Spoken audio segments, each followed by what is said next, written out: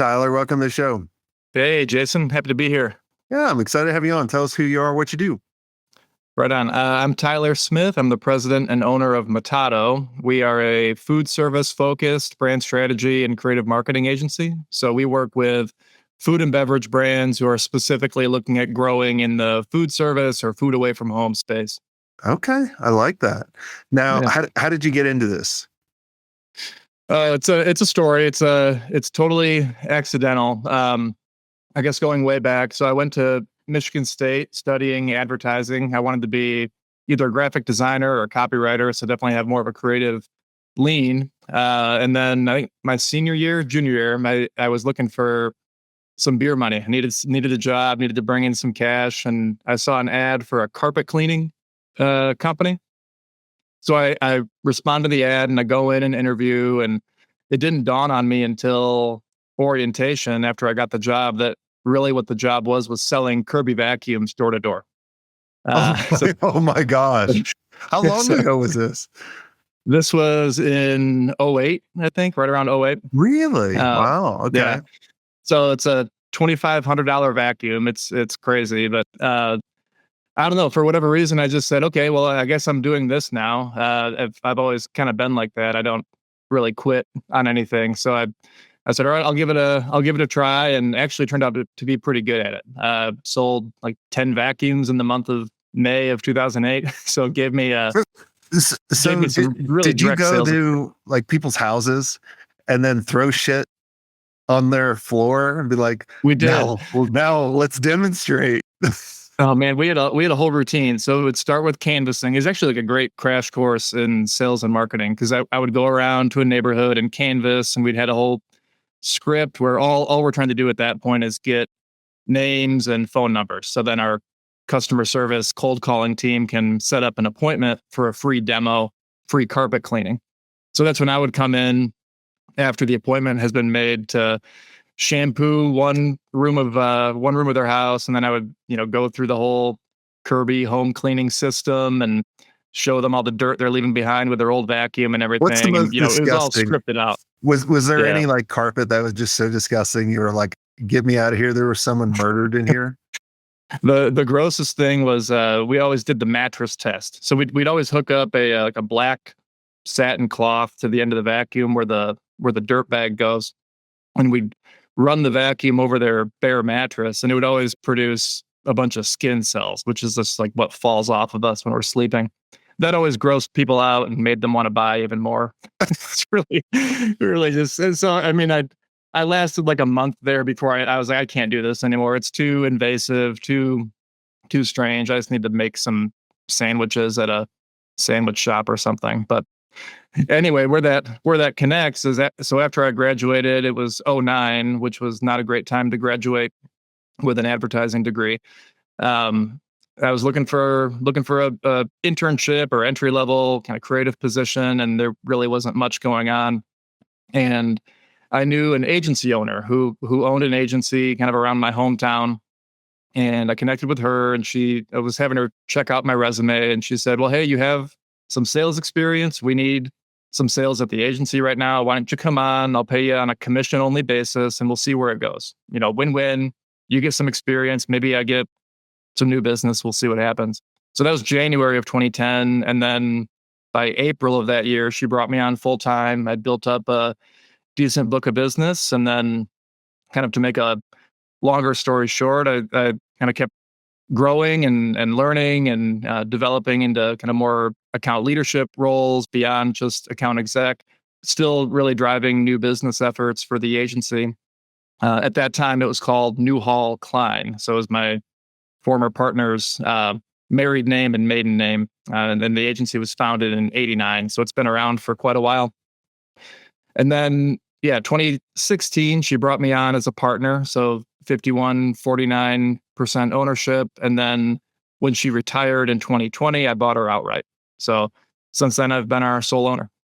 Good for you. And especially, I love hearing an agency back in the 80s. I know. Yeah. '89.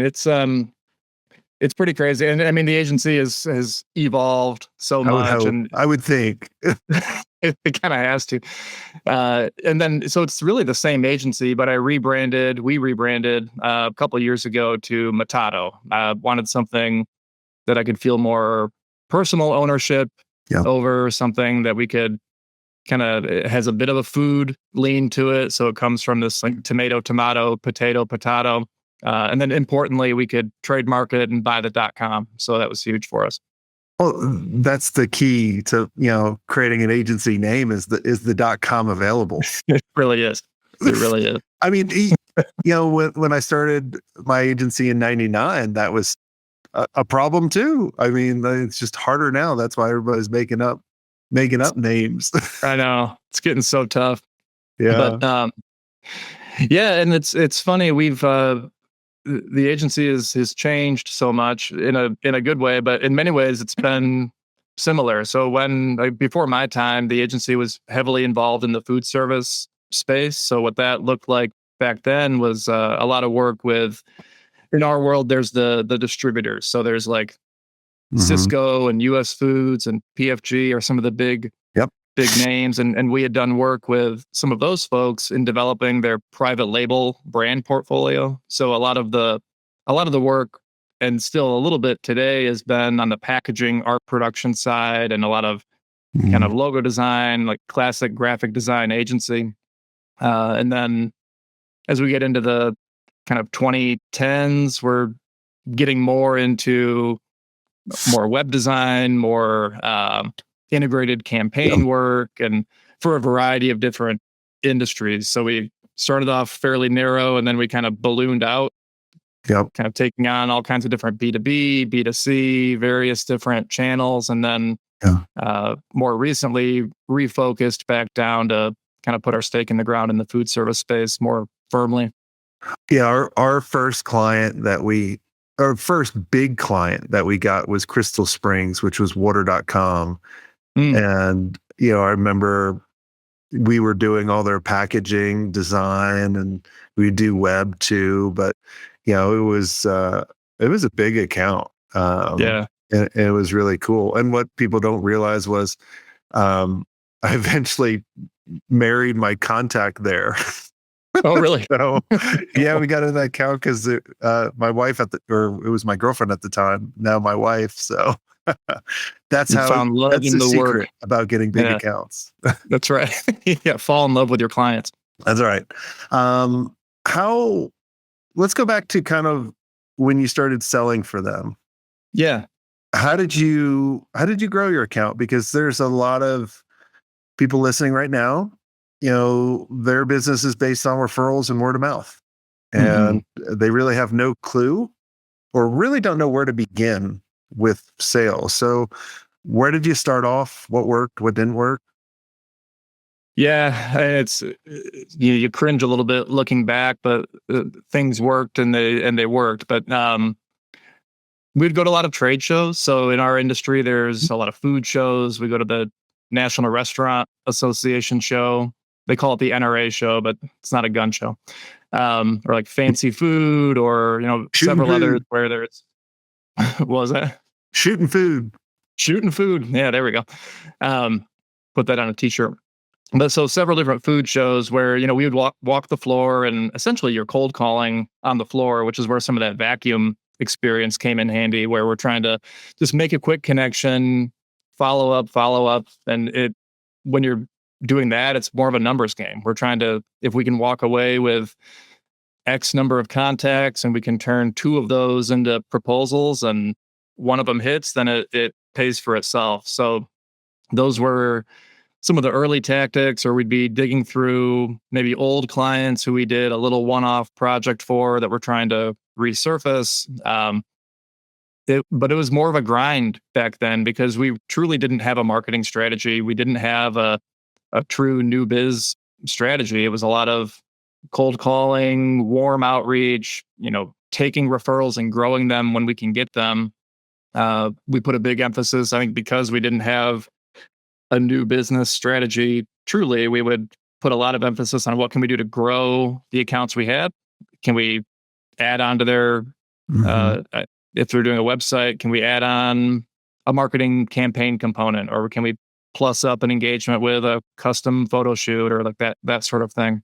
Um, but it's really difficult looking back on it because we'd be putting out blog posts about branding or Photoshop tips and stuff like that, which they may get some engagement, but it's not really driving any inbound. Yeah. Yeah. Whenever I see agencies posting articles, here's how to choose an agency, I'm like, oh my gosh, Right. that may have worked 15 years ago or maybe 20 years ago, but it just doesn't work now. Like, you got to tell someone how to do something, not how to Right. choose you, right? Like, here's the best way to position your brand, blah, blah, blah. 100%. And I mean, and that's where we are now is we have a generous mentality when it comes to content creation. So, Yeah. and that's where just repositioning more firmly in food service, more firmly, I guess to go a little deeper in this, it's typically with brands who they've maybe built up a really strong retail presence or a direct to consumer presence, and they're exploring food service as a new channel, or maybe they've built some growth in there, but they haven't effectively marketed it in that space, and it's been more of a sales effort. So we're really bringing more intentionality and marketing firepower to this channel, and there's a lot to teach these brands. So the typical inside marketing team maybe has more consumer marketing expertise, but maybe they don't know how to touch on like the pain points of the restaurant operator or the chef or the K through 12 food service director type buyer. So that's the mentality we can bring to it. Yeah. And so that becomes cornerstones of the content that we put out. So we're frequently publishing blog posts. We do an annual food service marketing playbook, which is basically our lead magnet, but it's also like extremely informative, and we get a lot of comments back about just some brands choose to download that and kind of roll their own, and they get value out of it just by using it and never engaging with us, which is fine. Um, Yep. if it's not for everybody to work with us, but those that see the value in it and know they don't want to or can't do it themselves, that's our ideal client base. Do you have a podcast? We don't have a podcast. I've done a couple kind of joint venture mini podcasts with there's a food service broker that I'm close with, and so we've done some experimental podcasts. I'd say we've probably had like 4 or 5 episodes where we just push it out, but nothing consistent. I feel if you did a consistent podcast, especially with your niche, we had a mastermind member that actually goes after your niche, and he wouldn't listen to us for like 4 years of like, create a podcast. Like, you got great content, right? It sounds like you have great content as well, and you're putting it out there because not many people want to read a blog post. Right. And honestly, too, with AI, most people are not going to make it to your pod or your blog post anymore. It's true. But if you started interviewing people in your niche that you're actually going after, getting their advice, what's working for them, that's what people want to hear. I mean, that's the whole premise of the Smart Agency podcast that we've been doing for 11 years is interview really smart people like yourself, get your take, your story, what worked for you, and then people can listen and going, oh man, I'm going to take that little piece that Tyler said about, this, and then I'm going to go run with it. Or, if you had 8 step something, maybe they take 1 or 2. Like, I always tell everybody in our community or in our mastermind, I'm like, look, you don't have to do something identical to what worked for everybody else because everyone's unique, everyone's different. But you take little bits and pieces. And what you'll find, like most people that jump into our mastermind or come to our events, they've been listening to the show for 2 years or more. Yeah. It's a long-term I love play. that. I mean, and our network is deep enough where we could for sure get some low-hanging fruit guests on there and find a way to make it our own. maybe I've always been resistant to it because everyone's always like, well, everybody needs a podcast. Everyone wants a podcast. Maybe we do need a podcast. Well, look, you look at all the celebrities out there now too, right? Right. They all have podcasts because they realized how powerful it is that they can control it versus someone else dictating, right? Then, For sure. my biggest frustration is all those stupid fucking influencers out there that we were talking about are they real or are they AI? Right. I hate them both. And don't let that stop you, because the people that, in our community that have created podcasts, it's been the number one thing that they've ever done for their business. Like, yeah, that's a good testimonial. Right. Like, it's literally like this. It's the number one thing we did for ours. And it's probably the most fun that I have outside of meeting with the mastermind. Right. Like, because I just get to talk to really cool people with the same interest, hear their story, just jab back and forth. Some people I agree with, some people I don't agree with. Like, right. It just creates great content. I mean, this is already more fun than sitting down and writing for an hour. So, oh my God. I think you're onto something. I mean, shoot me. Like, I know you said you were a graphic designer and a content writer, which I was like, you're kind of a unique person. In college, I thought I was. Let me disclaim that for my creative team. Okay. All right. I know enough to be dangerous, but I know my swim lane these days. Yeah, you're kind of like me. I went to school for programming, but I'm more of a graphic artist. Okay. Yep. Which is even more extreme. Right. Like I'm even more confused than you. See, but I think it's a healthy confusion, because what it gave me as a salesperson early on was the ability to communicate with our design team and the ability to know if a client request is doable or ridiculous, and it helped me build rapport on both sides. And I mean, I'm sure it's the same for you, where you can tell like what's executable from a programming standpoint, even if this is my creative vision for it.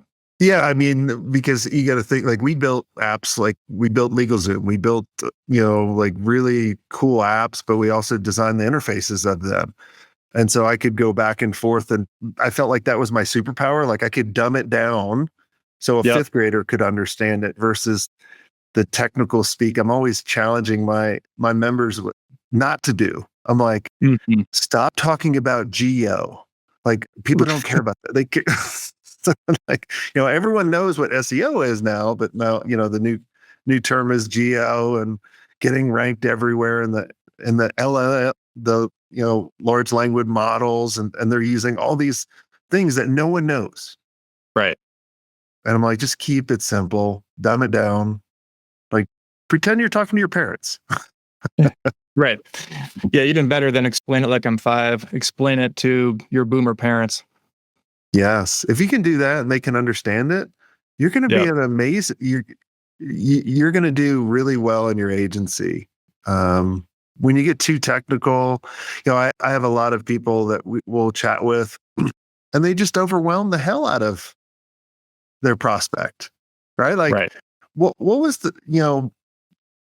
what was one thing that really worked for you to kind of, outside of, I know you went to the trade shows, but like in the follow-up, what worked for you? Because I want to talk about, more on sales and not, so what worked for you?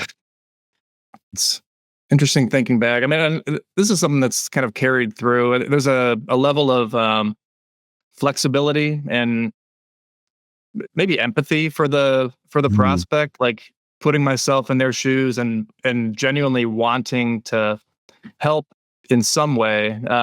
And early on, it was never being too rigid about what they need to purchase from us. It was, we can, if what I think is the right solution for you, if that's not going to work from a budget standpoint or whatever other reason, there's always another option. So the sense of flexibility really helped me early on grow and get feet in the door that we could grow from. Yeah. Um, The more granted, like problem solving.